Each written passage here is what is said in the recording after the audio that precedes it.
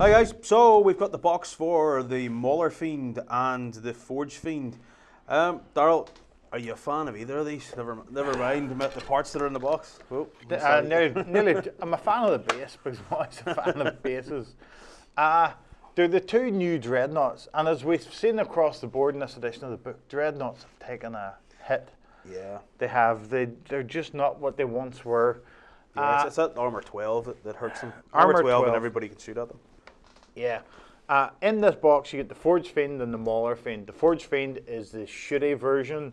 It gets 2 of the Hades autocannons that fires heavy 4 strength 8s pinning.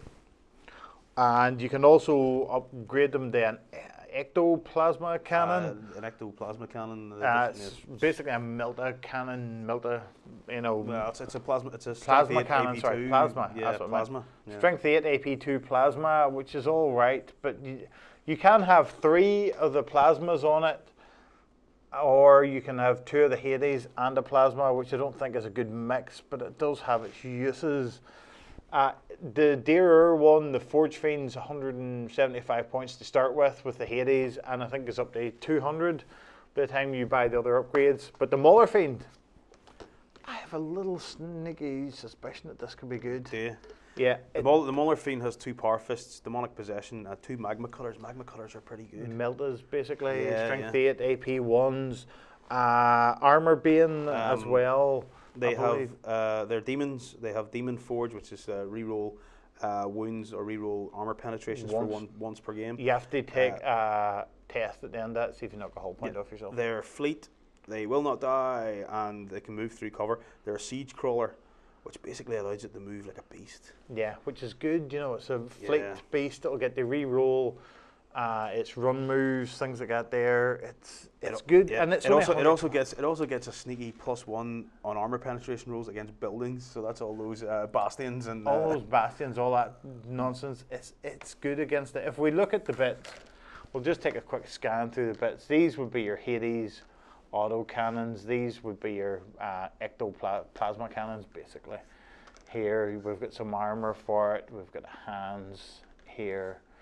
I think these would be shoulder sort of pads, although it's a crouched over sort of thing. Yeah, it is. The other advantage of the Maulerfiend, it has these lasher tentacle jobbies. Lasher tendrils. Lasher tendrils. Reduce attacks, basically. Basically, the Maulerfiend gets 2 sets of these that reduce your attacks down by 1 for each set. So to fight other dreadnoughts wouldn't actually be a bad job for this. To fight other big, monstrous creatures and things, reducing the attacks down. The problem is, though, it only reduces the minimum of 1. And if you're talking about fighting against a unit of guys who are just going to stick grenades on you anyway, reducing them down. All they need. Yeah, so reducing them down to 1 isn't going to do it for you. Here we have the main parts of the body, the 2 sides, and we're into hands and other little armoured bits here. One thing I've noticed about some of these kits here is because most of the details are now moulded onto the models, there seems to be far fewer pieces. Yeah, there's less bits to be sticking on. Here we have some more leg type bits. We have what look like exhaust almost bits for the back, or is that? Sort of screaming exhaust. Yeah, so on. And here we have a mouth or lots of teeth. I presume it's a mouth. There's so many teeth over all these chaos things. I think that's your 3rd ectoplasma cannon, isn't it? That replaces its head or something like that. It could be. could well be. It's chaos. You can do whatever you want with it. Yeah. Get your green stuff out and you can do whatever you want on it. Just sculpt Maggie Thatcher on the front of it, and you're set. It's a hideous evil beast. Everybody will run for the hills at that point. Run for miles. And that's basically right. There's a couple of, would that be the feet? I think that's the ones it's the feet that go to the ground. That's the feet. It's the bits and all fine. They're all as you would expect with GW plastic. Yeah. They're all numbered, so it's all edit proof to put together. Number 6, number 5. Built up actually, they look quite good. The Maulerfiend. It's just a pity there wasn't more little bits and stuff in it. Yeah. We chaos icons and stuff like that. But well. You get your instructions of how to build the thing with a nice little tick that you're moving along correctly. And if you follow all the instructions at the end of it, GW own the copyright to your soul. So you have By to the end of watch. it, by the end of it, if Darryl has his way, you'll have a Maulerfiend, not a Forgefiend. Yeah.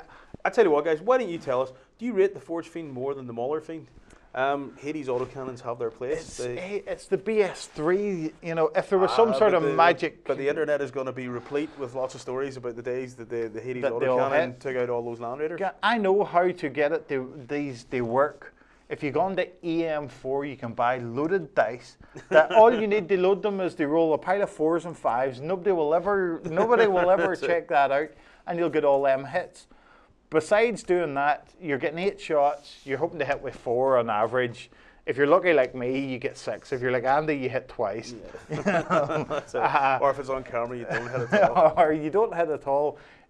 It's, you know, it's for me, it's like guard. It either works ridiculously well, hits lots of times, and hands out tons of pain. Smashes loads of stuff. And or smashes does loads of nothing, stuff. or bounces off. Or it just bounces and people get an armor save. It does cause pinning and all that business. Well, I suppose for both of them though, they both have that "it will not die" rule where they regenerate their hull points, but you're paying for it. You're paying. Well, the Maulerfiend's only 125, where the Forgefiend's 175 plus. If you buy that extra gun, I think it's heading on for 200 points. Well, there you go then. We'll leave it up to you guys.